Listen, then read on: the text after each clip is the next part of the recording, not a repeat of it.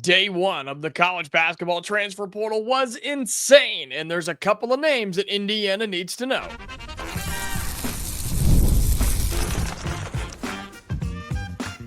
You are Locked On Hoosiers, your daily podcast on the Indiana Hoosiers. Part of the Locked On Podcast Network, your team every day.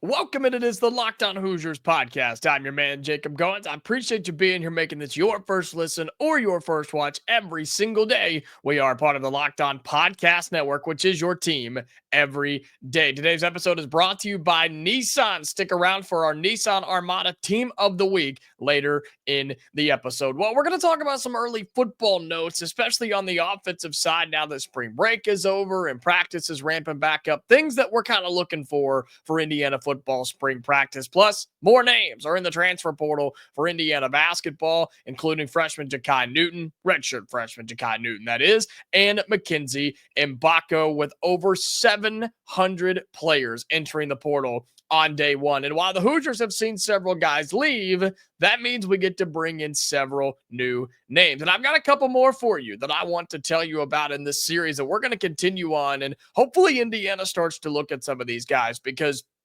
I'm doing the dirty work for you. I'm going and finding the sleepers in the transfer portal. Now, some of these guys are going to be from Power 4, Power 5 schools. Some of these are not. And I think that's what's so fascinating and so intriguing and honestly just so fun about the transfer portal for people like you and me, whose jobs don't necessarily rely on it, is the fact that you can go and find all these incredible players, ones who maybe weren't good enough in high school to get to the Big Ten or the Big East or the SEC. But now, after playing 1, 2, 3, heck, even 4 years at these mid-major schools, now they are good enough to possibly play at the next level. And we know that Darian DeVries, right? Darian DeVries is going to be looking hard in the transfer portal, and he's no newbie to the transfer portal. When he got to West Virginia, he had just one or two guys, and he had to go and completely rebuild a roster, and he rebuilt one that was basically an NCAA tournament roster with one of his best players not playing on the team. So, names that we need to know. I told you about some yesterday. I'm going to tell you about two more today. We're going to talk about a guard and we're going to talk about a big, because Indiana has already lost both of those positions. And we'll start at the guard spot. He is a junior guard. He stands at 6'7", 200 pounds, and his name is Jaylen Jackson, and he plays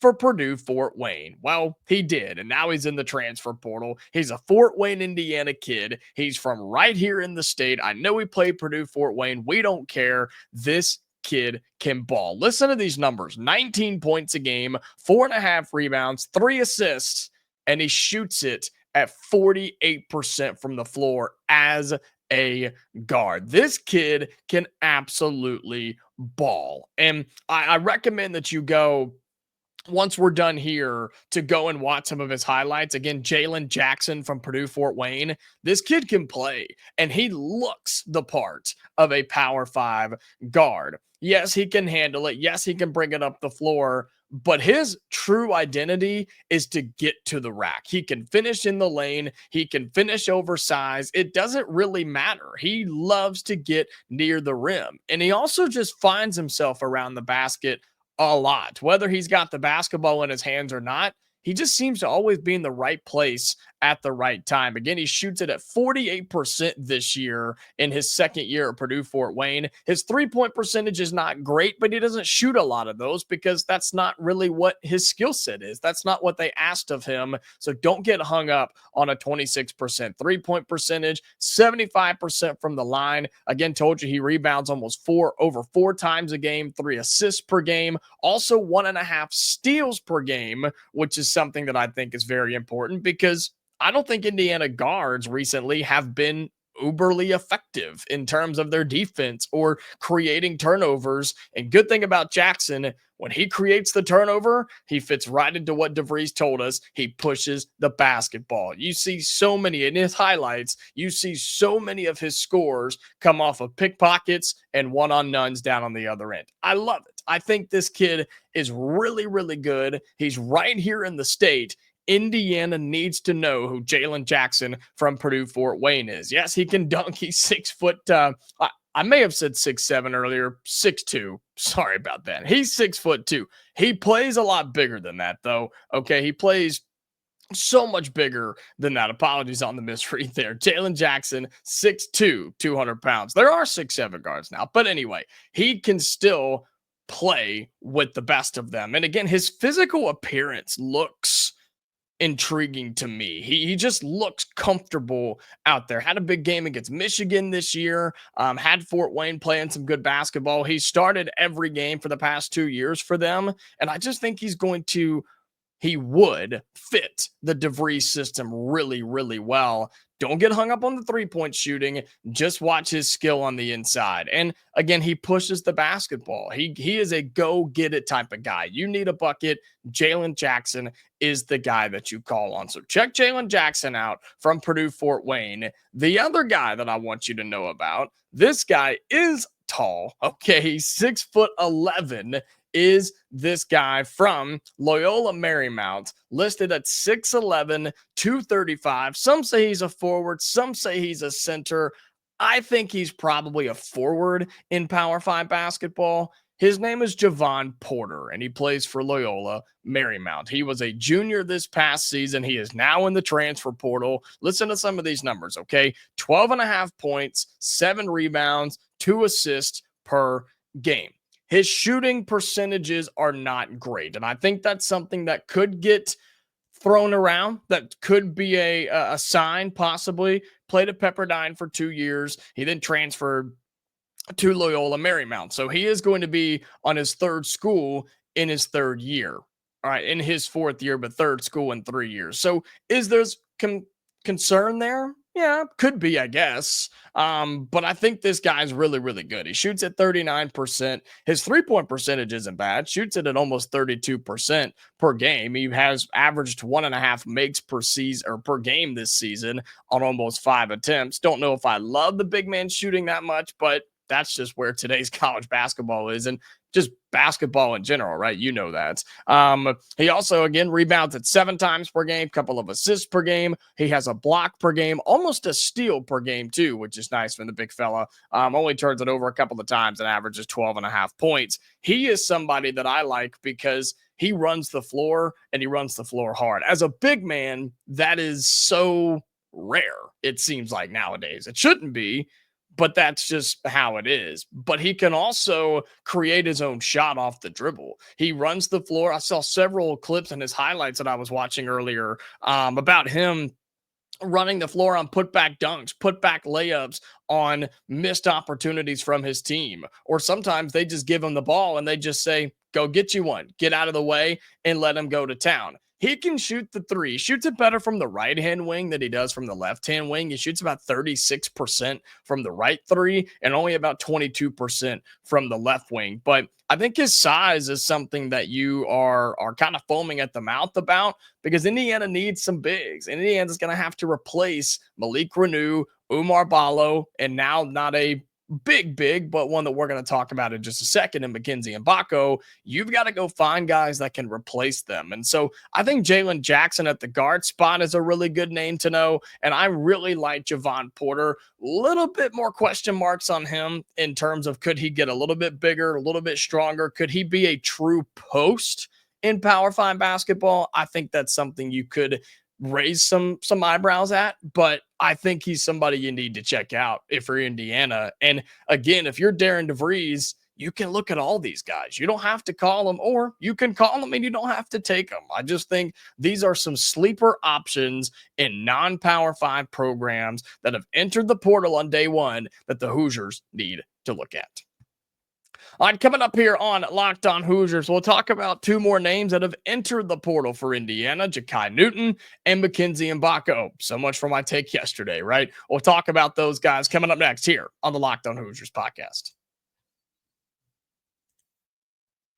Today's episode of Locked On Hoosiers is brought to you by Nissan, and the Armada Team of the Week is brought to you by our friends at Nissan and the all-new 2025 Nissan Armada. Each week, our Locked On college basketball experts are picking one team that stands apart. From top-seeded stars to unexpected upsets, these guys showcase the strength and sheer power needed to push their team forward. This week's Armada and clear-cut team of the week is the Arkansas Razorbacks. Despite losing the first 5 SEC games in regular season play, Coach Cal's Hogs fought their way through the most rugged conference in college basketball to not only make the NCAA tournament, but to knock off back-to-back national champion and Hall of Fame coaches en route to the Sweet 16. They accomplished all this without second leading scorer Boogie Flan for most of the SEC play and without leading scorer and rebounder Adou Thiero so far in the NCAA tournament. When it comes to the Nissan Armada, they say go forth and conquer, and that's exactly what the Arkansas Razorbacks have done here. It's clear that our team of the week is ready to conquer the road ahead with confidence, just like you can in the all-new Nissan Armada or any Nissan's outstanding vehicles. Take the Nissan Armada, Rogue, or Pathfinder and go find your next big adventure. Shop NissanUSA.com. Welcome back into Locked On Hoosiers. Appreciate you being here. Again, making this your go-to spot for all things Indiana athletics. And just quickly, if you're listening on audio, right, any of those podcasting platforms like Apple or Spotify or Amazon or however you find us, we appreciate you being there. And if you would follow us on there, have your notifications turned on, leave us those 5-star reviews. That's a big help for us. And I don't want you to miss any new episodes. And for my YouTube watchers, like this video, leave your comments down or leave your thoughts in the YouTube comments below. I want to hear some of the names that you want to talk about. Who should Indiana go after? Have you looked at these guys yet? Have you got other names that you want Indiana to go after? Leave those in the YouTube comments below, and then subscribe to the channel if you haven't already, because that helps us out too, and that makes sure that you never miss a new episode on YouTube as well here on the Locked On Hoosiers YouTube channel. And so, as fun as the portal is, right, as fun as it is to talk about names that the Hoosiers should go after or could go after or maybe will go after, it's expected with the coaching change that you're going to lose some guys. And we talked yesterday, right, about Malik Reneau, who's entering the portal.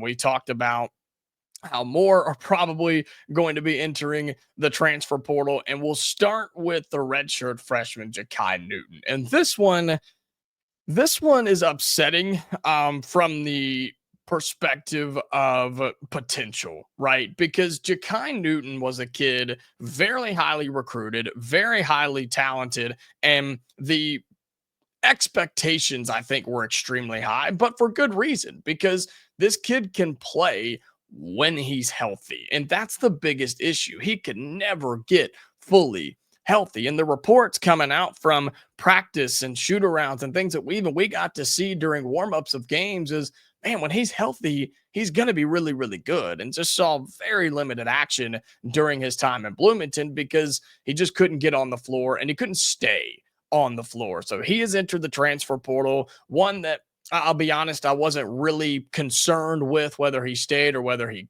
went, right? It's just, you feel like it's one of those situations of a cleaning house thing. And we talked about that yesterday with Darian DeVries of probably time to just get most of the guys out and reset. And I think that's what you see with the sophomore and now rising junior Mackenzie Mbako, right? He is now also entering the transfer portal, but he's also going to enter the NBA draft, which I thought was interesting. And I'm not saying he can't be an NBA prospect. I'm not saying he can't be an NBA player.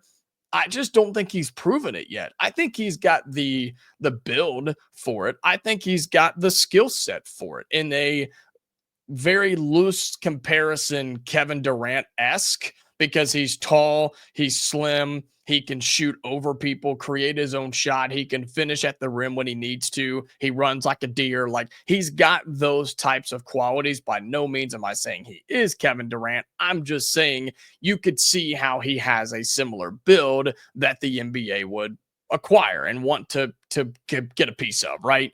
I just don't think Mackenzie Mbako has proven it yet at the college level, which tells me he's not ready for the NBA level, which is why I don't look. I looked at some boards this morning before hitting record. I didn't see him anywhere. Maybe they weren't updated after he entered the portal yesterday, but I just, I don't know, man. I don't see him making it right now. And I don't think he's ready. And so I think the portal's a good idea. He wasn't going to be here. I just don't think it was going to work here anymore. A top 10 player in his recruiting class, a guy that had just expectations to the moon when he got to Indiana. And we were hoping that he was going to pan out, right? His freshman year didn't go the way we wanted it to. I was hoping for that sophomore surge. That didn't happen either. And now he's going to enter the transfer portal and be one of the most sought after names in the portal. Former 5-star kid, can shoot the lights out of it when he's on. He's going to be a very highly recruited player in the transfer portal. And I'll say this, I hope he finds a home that allows him to kind of break out, that allows him to get comfortable, that allows him to become a really good player. Because as a Jersey kid, man, he's got what it takes. He just needs to bring it out and keep it out, right? He needs to play his best basketball every game. And I think that's the big problem with Mackenzie Mbako was he was inconsistent, man. He was just way too inconsistent. You'd get a 15, 20 piece from him on a Tuesday night, and then you wouldn't hear his name called for the next 2 or 3 games. You can't have that in Power 5 basketball. It's not acceptable. It's not good enough. And I don't know if it's an offense he needs to where he's the guy. There's nobody else around him, and he just goes off for 25 a game on a mid-average team. I don't know. Maybe.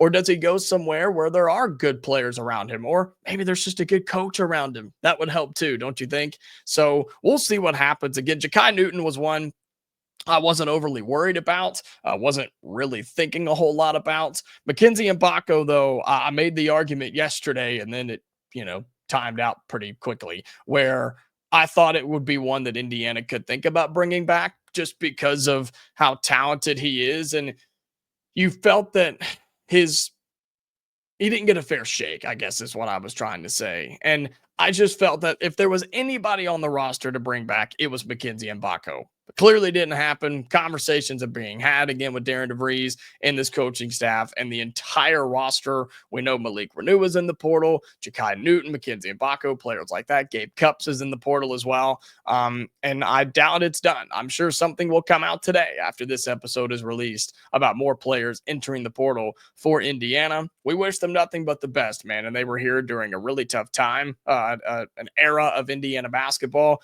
that hopefully we can kind of forget, right? One that we could just kind of move on from. I was just kind of low-key hopeful that Mackenzie Mbako would maybe return and maybe become the player we wanted him to be, but that's not going to be the case. So whether he ends up getting drafted or picked up somewhere, maybe some G League stuff, or he does go and transfer to another school, we wish Mackenzie Mbako nothing but the best.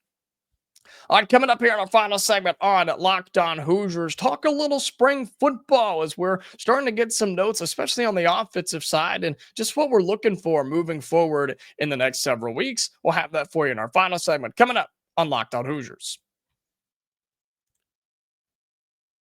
Today's episode of Locked On Hoosiers is brought to you by Supply House. Get the supplies you need, but from the site made for the skilled trade, Supply House. Whether you're into plumbing, HVAC, or electrical work, Supply House is the reliable way to order products online. Their easy-to-use website is packed with helpful resources and the latest product info to help you get the job done right. Plus, with a complete inventory of over 200,000 parts from 400-plus top brands, you'll find exactly what you need, delivered fast from coast to coast. Need help with an order? Supply House offers expert support and industry-leading service, so you'll always talk to a real person. And for trade pros looking for an extra edge, their free Trade Master program offers exclusive perks like a dedicated phone line, free shipping, and discounts on every order. Thousands of skilled professionals are already taking advantage, so now it's your turn. Join the Trade Master program today at supplyhouse.com/TM and start ordering plumbing, HVAC, and electrical supplies with just a few clicks. Plus, use promo code SH5 for 5% off your first order. That's at supplyhouse.com. The NCAA tournament is here, and so is the bracket breakdown. Locked On Podcast Network and Amazon Fire TV channels are teaming up to deliver NCAA tournament coverage like never before.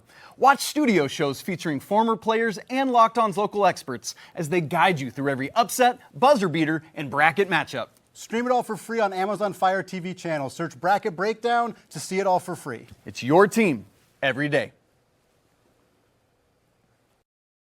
Final segment here on Locked On Hoosiers. Thank you again so much for being here. And you saw and heard it right there, our bracket breakdown show. Be sure that you are checking that out, a part of our Locked On Podcast Network, brought to you by Amazon. Those guys are doing an incredible job. That's Andy Patton, Isaac Shade, host of the Locked On College Basketball Podcast, one that I highly recommend that you go and check out. They are all in a brand new built studio just for you for the NCAA tournament. And now they're breaking down the Sweet 16 and some incredible matchups across the tournament that begins on Thursday. So be sure that you are checking that out, a part of our Locked On Podcast Network. And as we transition into our final segment here today, talking a little football as spring practice back up and running. Spring break just took place. That is now here and gone. And, there's so much conversation going right now. We've had several squad conversations about this with spring games, right? And whether they're going to happen or people are already canceling them and whether they're going to happen in the future, right? I don't know. We don't truly know what the future of that looks like. Heck, there are coaches that don't want spring practice at all. They don't even want to do spring practice. They want to do summer into fall and then move on because they'd rather focus on rebuilding the roster, the transfer portal, high school recruiting, things like that. I mean, the calendar is so broken right now for college football, college basketball, and beyond. It's absurd to look at.